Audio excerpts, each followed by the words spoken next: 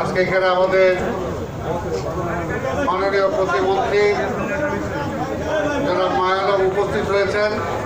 আমাদের সব কিছু প্রস্তুতি আমরা কতটুকু গ্রহণ করেছি সেটা দেখার জন্য। তার সাথে অন্যান্য সিনিয়র রাষ্ট্রীয় কর্মকর্তারা উপস্থিত আছেন, প্রধানমন্ত্রী দপ্তরের সিনিয়র কর্মকর্তারা উপস্থিত আছেন। আমি দুই চারটি কথা বলবো, তারপরে মাননীয় প্রতিমন্ত্রী আপনাদের সামনে কথা বলবেন। আপনারা জানেন যে প্রতি বছর প্রথম আমাদের মূল যে জামাত, সেই জামাতটা এখানে অনুষ্ঠিত হয়। এবং এবার আমি সানন্দের সাথে ঘোষণা করছি যে আমাদের মাননীয় প্রধানমন্ত্রী তিনি সম্মতি প্রকাশ করেছেন, তিনি আমাদের এইখানে প্রথম যে জামাত সকাল 8:30টায় অনুষ্ঠিত হবে, সেটা মাননীয় প্রধানমন্ত্রী সেখানে আমাদের সাথে একসাথে জামাতে নামাজ পড়বেন।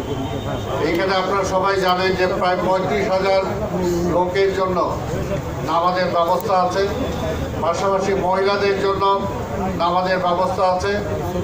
এবং আমরা আশা করি আমাদের মন্ত্রী পরিষদের সদস্যবর্গ সহ অন্যান্য উচ্চপদস্থ কর্মকর্তা যারা আছেন তারাও এখানে উপস্থিত থাকবেন। এবং এখানে আমাদের নামাজের আগে যদি কারো প্রয়োজন হয় ওজুর ব্যবস্থা সেটাও করা আছে, মহিলাদের জন্য একই ব্যবস্থা করা আছে।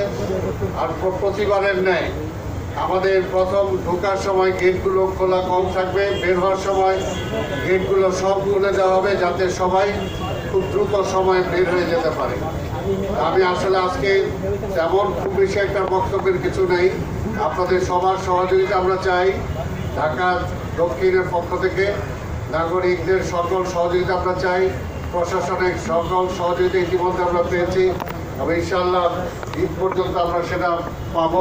এতে আমরা আশা করি সাংবাদিক ভাই এবং বোনেরা আপনাদের সাহায্য সহযোগিতা আমরা চাই এবং আপনাদের মাধ্যমে ঢাকাবাসী জানতে পারবে আমাদের সবকিছু কাজে। আপনারা সেই বিষয়টা আপনারা উল্লেখ করে আপনারা প্রচারের ব্যবস্থা করবেন।